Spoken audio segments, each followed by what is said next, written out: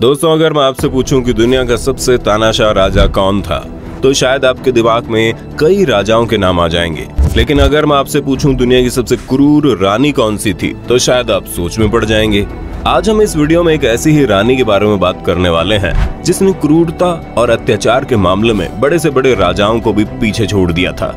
इस खतरनाक रानी की तानाशाही के बारे में आप सोच भी नहीं सकते। आज के वीडियो में हम क्वीन राना वेलोना के बारे में जानेंगे, तो हमारे साथ अंत तक बने रहिएगा। मेडागास्कर की रानी राना वेलोना इतिहास की सबसे खतरनाक रानी मानी जाती है। ऐसा माना जाता है रानी राना वेलोना ने अपने साम्राज्य की 75% आबादी को मौत के घाट सुला दिया था। रानी को अपनी प्रजा पर अत्याचार करते समय बड़ा मजा आता था, इसलिए वो रोज नए नए प्रयोग करती थी। वो लोगों को कच्चे मुर्गे की खाल खाने को कहती थी, और जो कोई भी उसका आदेश मानने से मना करता था या फिर मुर्गे की खाल नहीं खा पाता था, उसे बोलते हुए तेल में डाल दिया जाता था।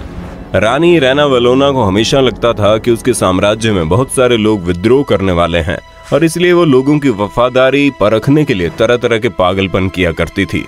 रानी राना वेलोना का जन्म सन 1778 में मेडागास्कर साम्राज्य में हुआ।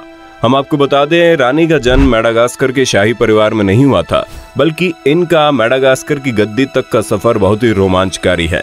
जन्म के बाद रानी राना वेलोना का नाम रनावा रखा गया। जब रनावा का जन्म हुआ तो उसी समय मेडागास्कर साम्राज्य में कुछ लोग बगावत कर रहे थे और मेडागास्कर के राजा को जान से मारने की योजना बनी जा रही थी।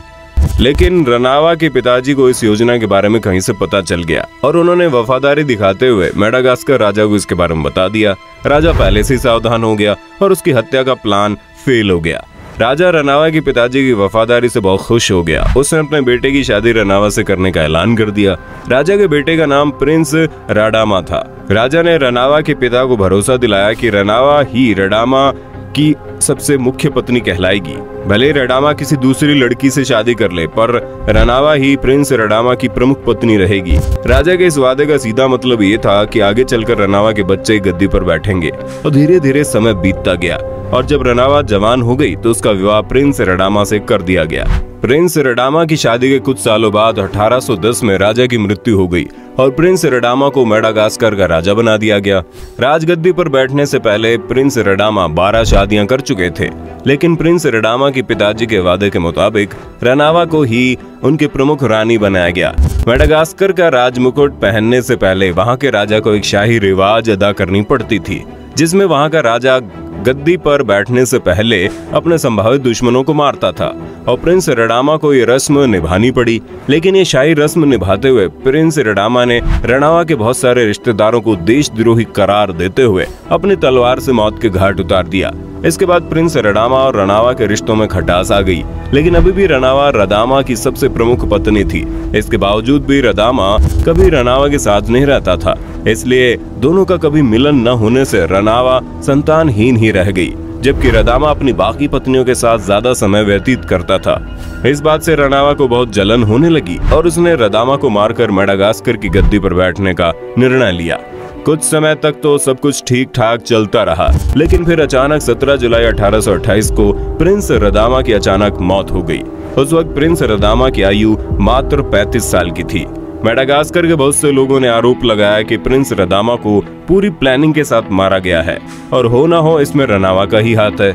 इस बात की जांच भी की गई, लेकिन रनावा के खिलाफ कोई सबूत हाथ नहीं लगा।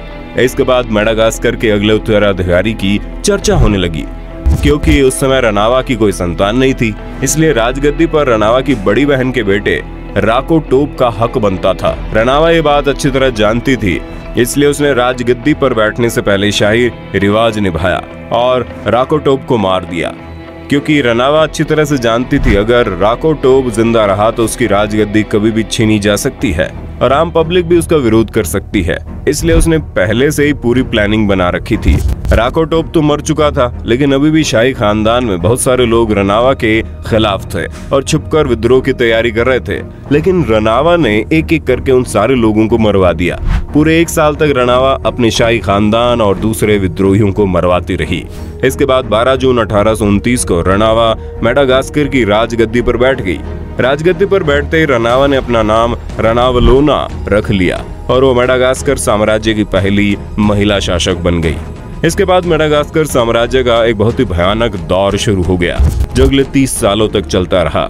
रानी रेनावलोना बहुत ही परंपरावादी महिला शासक थी और उसका मानना था कि महिलाओं का कत्ल करने से पाप लगता है, इसलिए उसने शाही घराने के सारे पुरुषों को जान से मरवा दिया और उनकी महिलाओं को जेल में कैद कर दिया।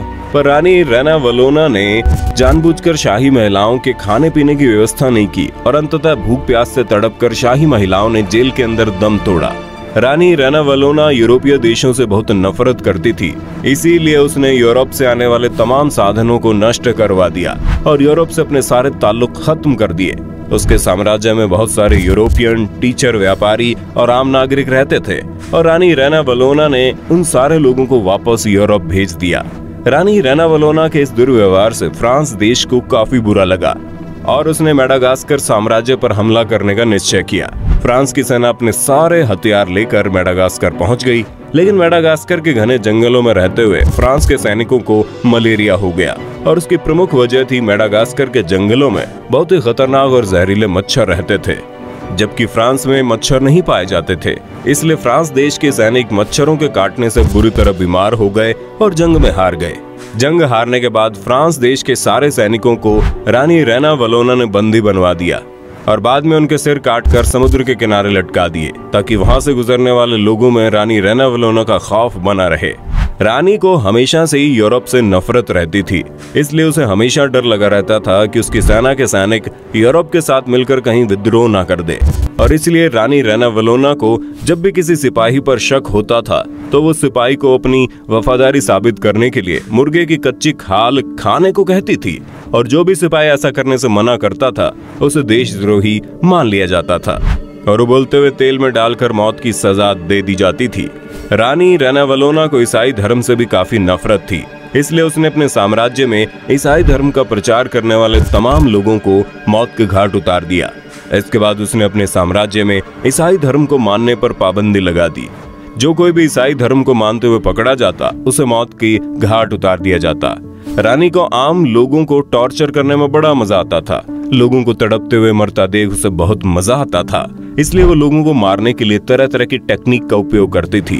लोगों के ऊपर खोलता हुआ गर्म तेल डाला जाता था ताकि वो तड़प तड़प कर मर सके और तो और किसी भी नागरिक को मौत की सजा उसके परिवार के सामने दी जाती थी ताकि वो रो रो कर और तड़प तड़प कर मर जाए। इस तरह टॉर्चर टेक्निक का इस्तेमाल करने से रानी रेनावलोना का खौफ बहुत अधिक बढ़ गया था और उसके साम्राज्य में सभी लोग बहुत डरते थे। रानी रेनावलोना की मुलाकात एक फ्रेंच सेलर से हुई जो बहुत इंटेलिजेंट था। इसके साथ ही वो बहुत बड़ा राजनीतिज्ञ भी था। रानी रेनावलोना उससे बहुत प्रभावित हुई और उसने उसे आधुनिक हथियार बनाने के लिए कहा। रानी रेनावलोना ने अपने सभी सैनिकों को कुछ भी करने की आजादी दे दी थी, जिसके चलते सैनिक लड़कियों और महिलाओं के साथ बलात्कार करने लगे और जो भी कोई उन्हें बलात्कार करने से रोकता था सैनिक उन्हें गोली मारकर जान से मार देते थे। इस तरह पूरे साम्राज्य में तहलका मच चुका था। एक बार रानी रेनावलोना ने अपने सारे सैनिकों को जंगल में जाकर भैंसों का शिकार करने का आदेश दिया। क्योंकि रानी बहुत सनकी थी, इसलिए सारे सैनिक बिना कोई तैयारी किए सीधे जंगल में निकल गए और इस तरह जंगली भैंसों का शिकार करते समय 10,000 सैनिक जंगल में ही मारे गए। रानी रेनावलोना के इस फैसले से साफ जाहिर होता है कि उसका पागलपन हद से ज्यादा बढ़ चुका था। धीरे धीरे रानी रेनावलोना का बेटा बड़ा होने लगा था और उसे अपनी माँ के सारे फैसले गलत लगने लगे थे। कई जानकार बताते हैं कि रानी रेनावलोना के बेटे ने कई बार अपनी माँ को मारने की कोशिश की, पर रानी बहुत ही शातिर रानी थी, इसलिए उसका बेटा कभी कामयाब नहीं हो सका और अंततः 16 अगस्त 1881 को रेनावलोना की मौत हो गई। मेडागास्कर के लोगों ने चैन की सांस ली। अपने 33 साल के शासनकाल में रानी रेनावलोना ने अपने साम्राज्य की 75% आबादी को मौत के घाट उतार दिया था। ये वाकई में बहुत डरावना इतिहास है। रानी रेनावलोना के बारे में आप क्या सोचते हैं? अपने विचार कमेंट बॉक्स में बताना जरा।